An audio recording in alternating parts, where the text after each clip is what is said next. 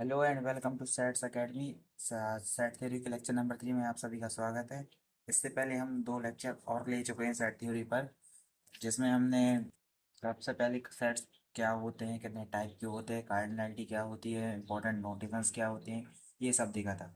उसके बाद हमने सेट थ्योरी में काउंटेबिलिटी की ओर आगे बढ़े थे, जिसमें हमने पहले फंक्शंस देखे थे, one one function, onto function, many one function, injective function, bijective functions क्या होते हैं।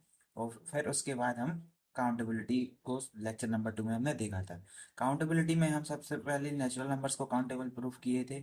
उसके बाद हमने ए डॉट एन टाइप के जो सेट्स होते हैं उनको काउंटेबल प्रूफ किया था। आज के लेक्चर में हम इंटीजर्स की काउंटेबिलिटी के बारे में देखेंगे और रेशनल नंबर्स की काउंटेबिलिटी के बारे में देखेंगे और कुछ थ्योरम्स देखेंगे इनसे रिलेटेड। तो आइए आज का लेक्चर शुरू करते हैं। सबसे पहले हम बात करते हैं कि set of all even natural numbers countable होते हैं। तो set of all even natural numbers के केस में मैंने आपको तो पहले ही बता रखा है कि ए डॉट एन टाइप के सेट को कैसे काउंटेबल लगा देते हैं। अगर यहाँ पर एक ही जगह हम टू ले लें तो ये सेट कुछ इस टाइप का बनेगा, two into n where n belonging to natural number. तो ये सेम वही सेट लिखा हुआ है जो set of all even natural numbers के लिए होता है। तो इसको काउंटेबल दिखाने का के लिए हम मैपिंग वही लेंगे जो वहां पर ली थी, वहां पर ए डॉट एन ली थी, यहाँ पर हमने कि F of n equal to two है। तो ये मैपिंग वन वन भी है, ऑन टू भी है। मैं इसको वन वन ऑन टू दिखाने के लिए आप यहाँ देख सकते हैं कि F of N one equal to F of N two किया जब, तो हमें N one equal to N two मिला, तो यहाँ से वन वन बोल दिया। मैं इसको करके डिटेल में इसलिए नहीं बता रहा क्योंकि मैंने ए डॉट एन टाइप के सेट के लिए अच्छे से वहां पर एक्सप्लेन किया हुआ है लेक्चर नंबर 2 में। आप हमारे आई टैब पर जाकर लेक्चर नंबर 2 को देख सकते हैं।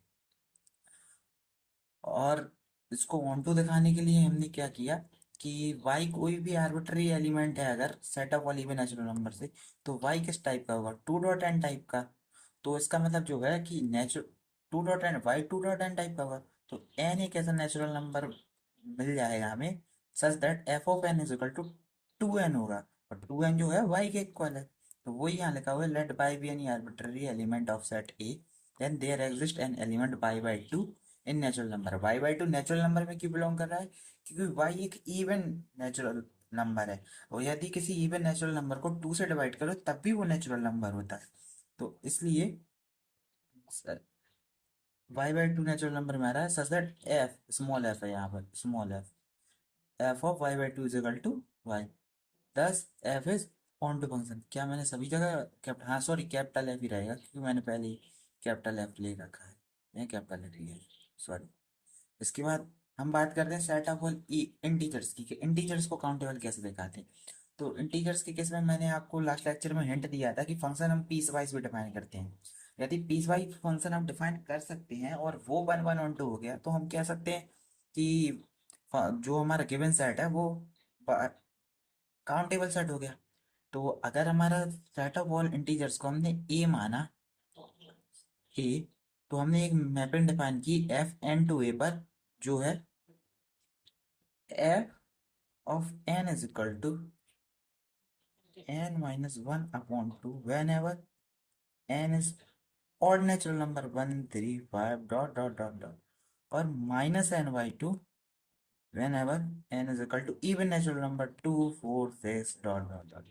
अब ये मैपिंग जो है मैं कहता हूँ कि f set of all natural number से सेट ऑफ ऑल इंटीजर्स, जिसको मैं ए से लिख रहा हूँ, इस पे ये वाई जंक्शन बनाती है। तो इसको वन वन ऑन टू दिखाना पड़ेगा, तो हम दो केस में वन वन ऑन टू दिखाएंगे। पहले वन वन की बात करेंगे तो N one minus one upon two is equal to N two minus one upon two होगा वेन एवर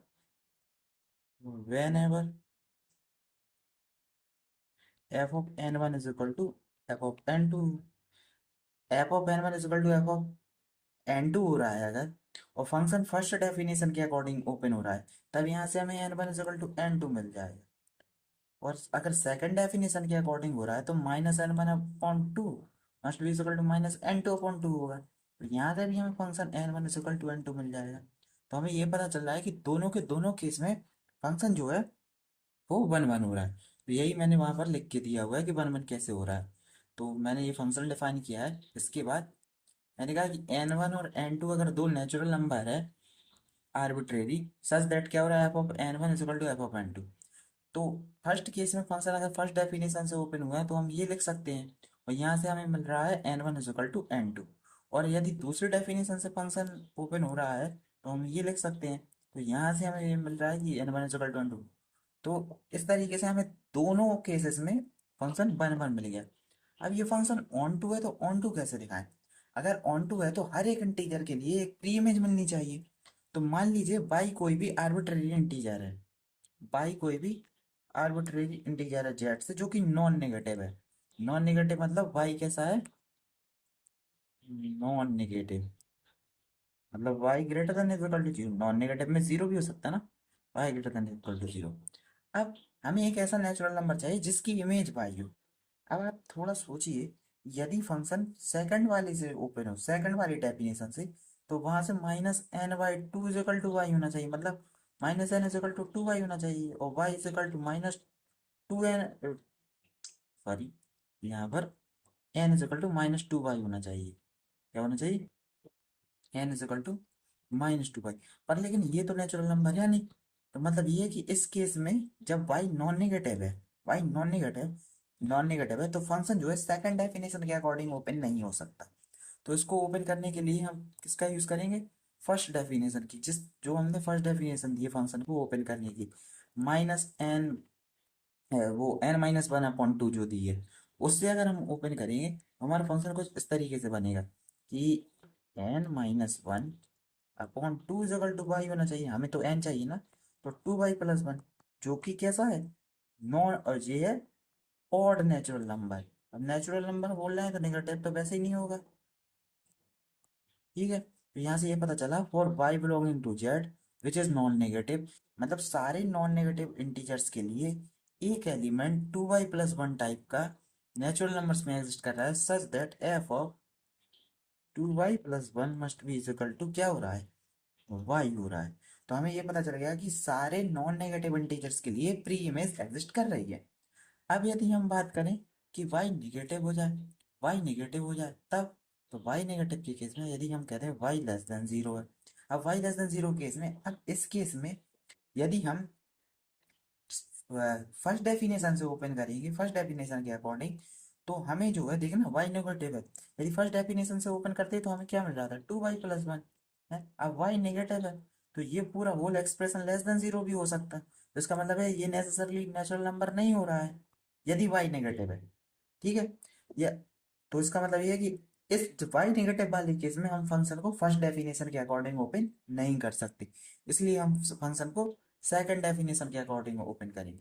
यदि वाई लेस देन जीरो है और और हमें चाहिए कि F of N is equal to y हो जाए, तो हम इसको कैसे ओपन करेंगे? सेकंड डेफिनेशन के अकॉर्डिंग। तो minus n by two is equal to y, यहाँ से मिला माइनस टू वाई। अब सुनिए, वाई भी लेस देन जीरो है और एक नेगेटिव पहले से लगाया, तो ये पूरा का पूरा एक्सप्रेशन कैसा हो गया? Greater than zero. पूरा का पूरा एक्सप्रेशन क्या हुआ? Greater than zero. ये ग्रेटर देन जीरो है और ग्रेटर देन जीरो है और वाई इंटीजर है, तो ये क्या हो गया? नेचुरल नंबर्स में बिलोंग कर गया, और ये कैसा है? इवन नेचुरल नंबर है, even natural number.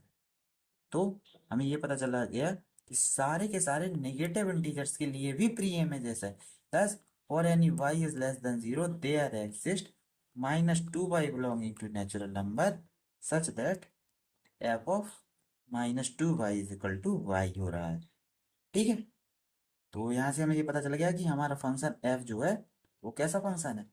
On to है। दोनों केस में हमने देख लिया, तो वही मैंने यहाँ पर लिख के दिया हुआ है कि let y be any non-negative integer such that f of n is equal to y, then n minus 1 by 2 is equal to y implies n is equal to 2y plus 1 which is odd natural number। तो हमारे लिए हर एक non negative integers के लिए एक pre image मिल गई।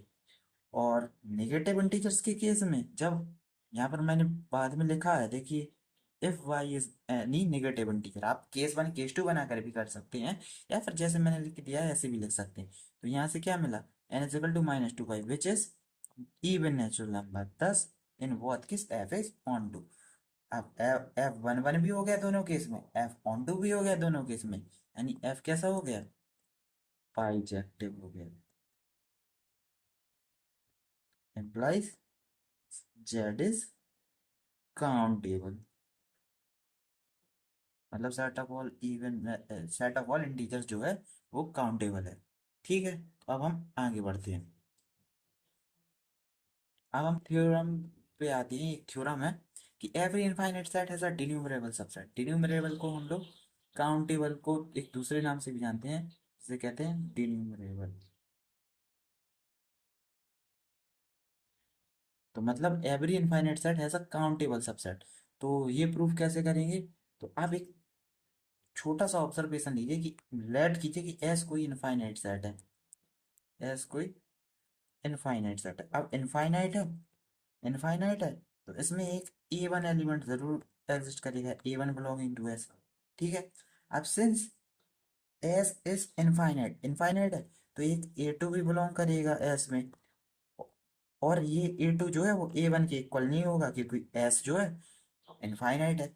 Same तरीके से आइडिया को अगर कंटिन्यू करेंगे तो एक ए एन ऐसा एग्जिस्ट करेगा जो एस में होगा, जो पीछे के किसी भी ए एन जो है वो किसी के भी इक्वल नहीं होगा, पीछे के जो इसके पीछे ए एन माइनस वन के, ए एन माइनस टू के, डॉट डॉट डॉट डॉट, इनमें से किसी के भी इक्वल नहीं होगा। तो यदि हम यहाँ पर एक ऐसा सब सेट बना सकते हैं ए, जिसमें ए वन आए, ए टू आए, डॉट डॉट डॉट डॉट ए एन आए। अब ये ए एन के अलावा भी तो एग्जिस्ट करेगा, क्योंकि एस तो इनफाइनाइट है ना, इनफाइनाइट है तो और भी एलिमेंट्स होंगे ए एन प्लस वन, और चलता जाएगा। तो इसका मतलब ये है कि ए, देखिए ए में हम एक बाइजेक्शन इंडेक्स के लिए ले सकते हैं। मतलब अगर हम एक मैपिंग डिफाइन करें नेचुरल नंबर से ए में, मतलब अगर एक फंक्शन डिफाइन करें एफ नेचुरल नंबर से ए में, तो वो कुछ इस तरीके से कर सकते हैं कि F of N is equal to A suffix में एन। ठीक है, where A N belonging to, A की जगह यहाँ पर हम कुछ और नोटेशन दे दें, एम, एम दे दें, क्योंकि एन हम उसमें एलिमेंट ले चुके, a m, where a m belonging to S. तो देखिए ये जो है बाइजेक्टिव फंक्शन है, बाइजेक्टिव फंक्शन है। तो यहाँ से क्या पता चल रहा है कि हमारा जो ए है वो नेचुरल नंबर के इक्विवेलेंट है। मतलब ये है ए जो है काउंटेबल है, और ए में एलिमेंट्स का किस सेट के आ रहे हैं, एस के। तो यहाँ से ये पता चल रहा है कि ए जो है काउंटेबल सबसेट है एस का। तो वही मैंने यहाँ पर प्रूफ करके दिया हुआ है। Let S be any infinite set. Since S is non-empty, therefore there exists an element A1 in S. As S is not finite, there exists an element A2 in S such that A2 is not equal to A1. Proceeding as same way, there are n distinct elements A1, A2, A3, dot dot dot dot An in set S corresponding to any natural number n. ठीक है। तो again since S is not finite therefore there exist a n plus one in S distinct from these n elements. ठीक है, तो यदि इन elements के collection का हम कोई सेट बना दें तो वो जो है एस का सबसेट हो जाएगा और काउंटेबल होगा। ठीक है, तो वहीं यही मैंने लिख के दिया हुआ है कि we can obtain a set which is a subset of S clearly is equivalent to natural number, hence every infinite set has a denumerable subset, मतलब countable subset। ये एक इंपॉर्टेंट थ्योरम है, कई बार एग्जाम्स में पूछ ली जाती है। एक और बहुत ज़्यादा इंपॉर्टेंट थ्योरम है जो वो बहुत ज़्यादा चांस होते हैं, हाईली चांसेस होते हैं कि ये पेपर में पूछी जाएगी। तो इस थ्योरम को देखिए, theorem number two, the countable union of countable sets is countable. Countable union of countable sets is countable. इस थ्योरम को कुछ इस तरीके से समझते हैं। मान लीजिए एक एस है, या फिर इसको ऐसे भी कहते हैं union of family of countable sets is countable. तो सेम तरीका, मान लीजिए एस एक सेट है जो A one union A two union dot dot dot dot सारे काउंटेबल सेट्स का union dot dot dot dot union है। मान लीजिए ए वन काउंटेबल है, तो ए वन में कुछ इस टाइप के एलिमेंट्स है, A one one, A one two, A one three, dot dot dot, A one N, dot dot dot dot. ठीक है, और ए टू कुछ इस तरीके से है कि A two one, A two two, dot dot dot dot dot, A two N, चलता जा रहा है। ठीक है, सेम तरीके से प्रोसीड करेंगे तो ए एन मिलेगा, होगा A N one, A N two, dot dot dot dot, A N N, और चलता जाएगा।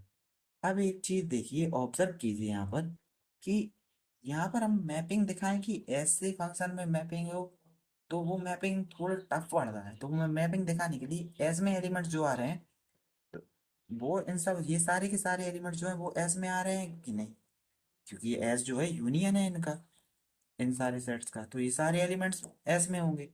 तो अब देखना, अगर यदि हम एस के एलिमेंट्स को कुछ इस तरीके से अरेंज कर दें कि जिनके इंडेक्स का सम 2 है, वो पहले लिख दें, तो A one one only element ऐसा है।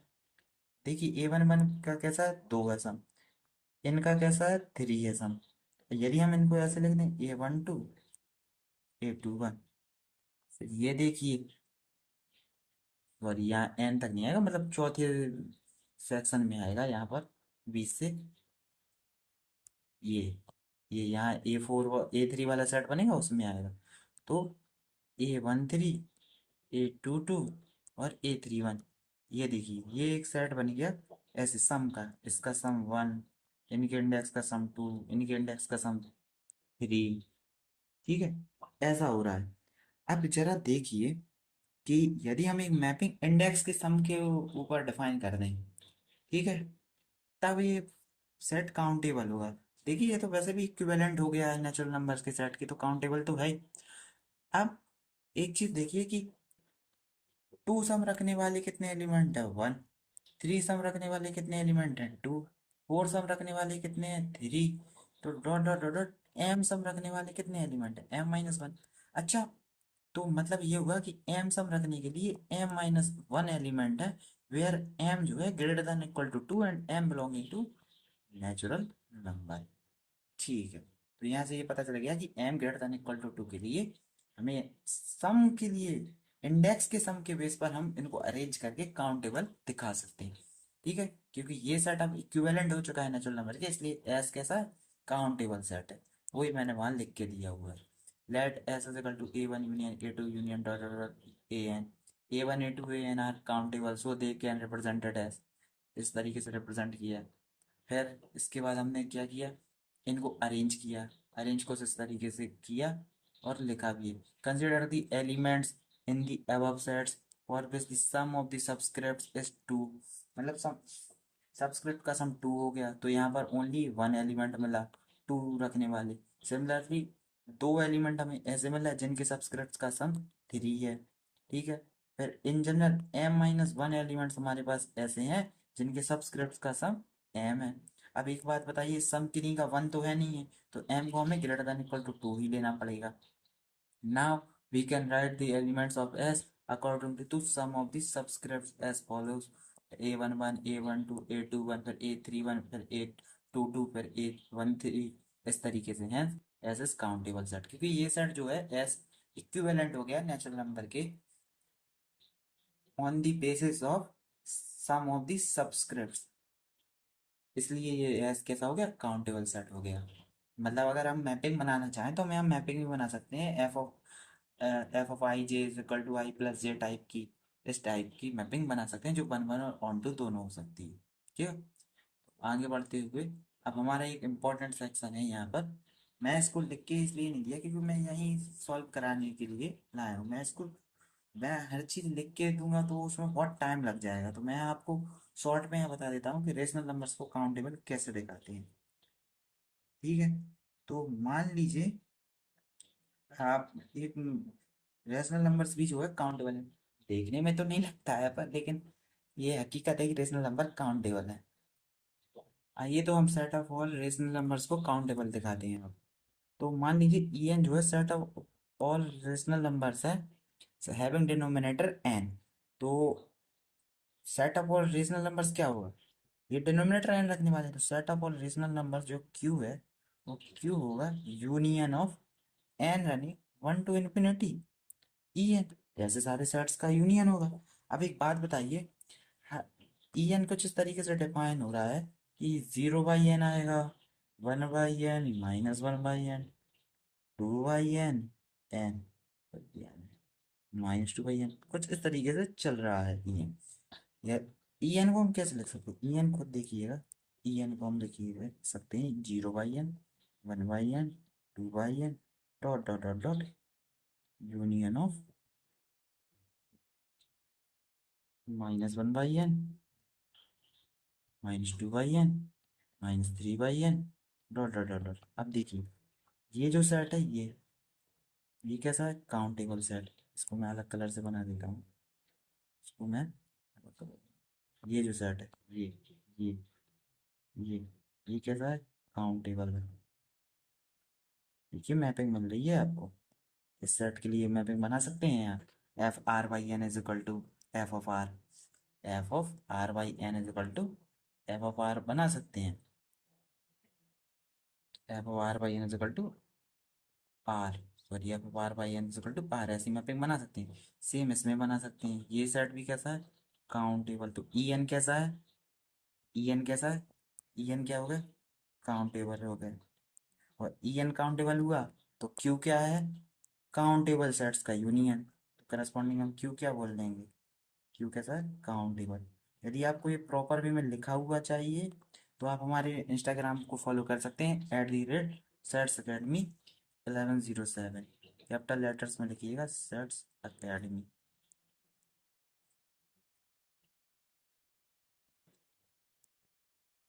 1107। वहाँ पर आप हमें मैसेज करके नोट्स के लिए मांग सकते हैं।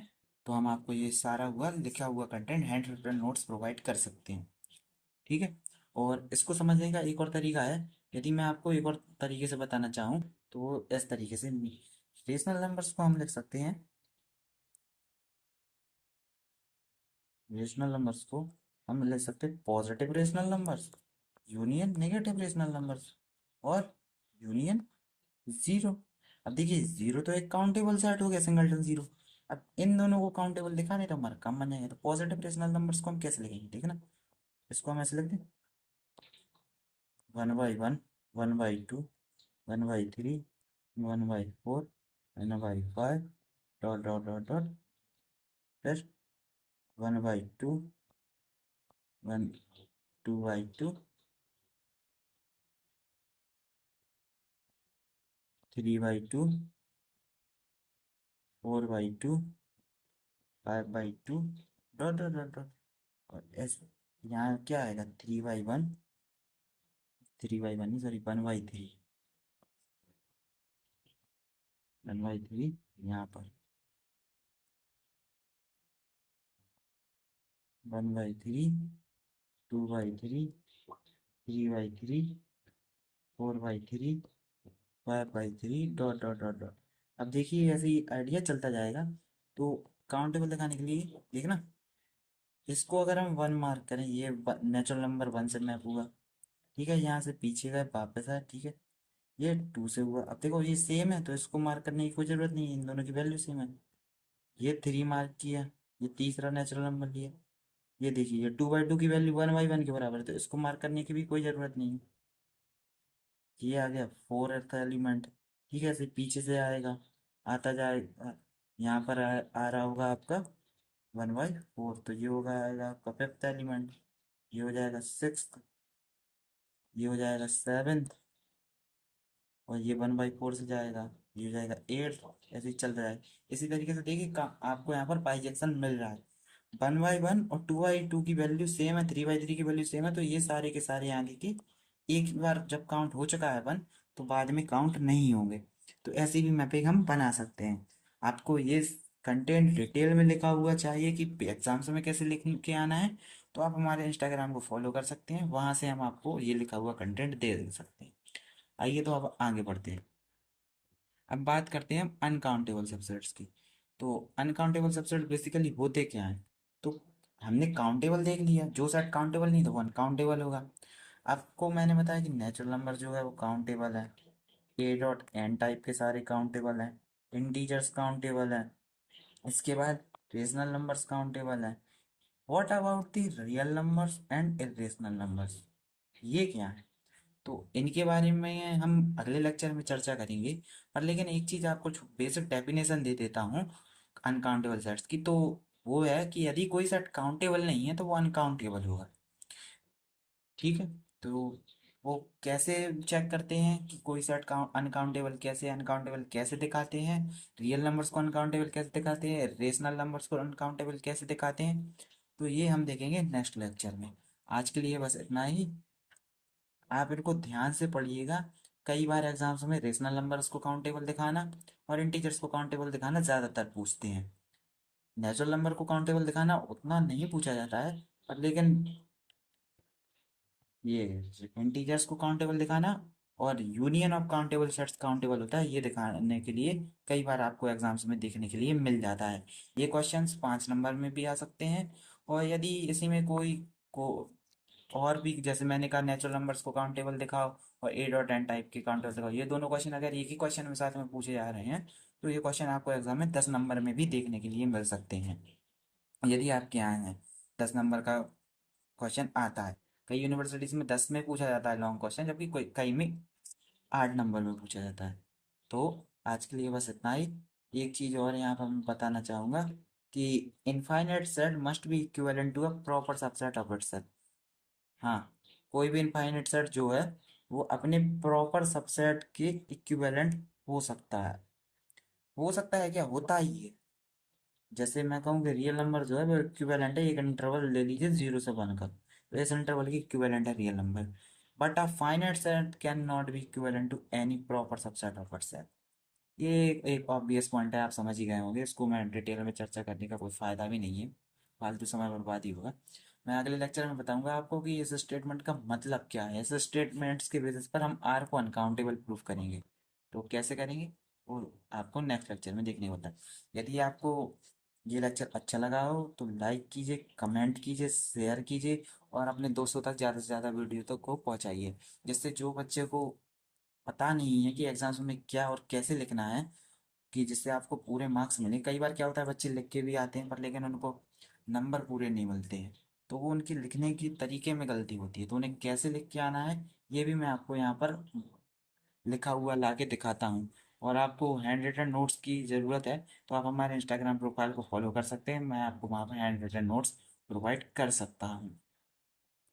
ठीक है, तो आप हमारे चैनल पर बने रहिए और लाइक कीजिए चैनल को और सब्सक्राइब कीजिए।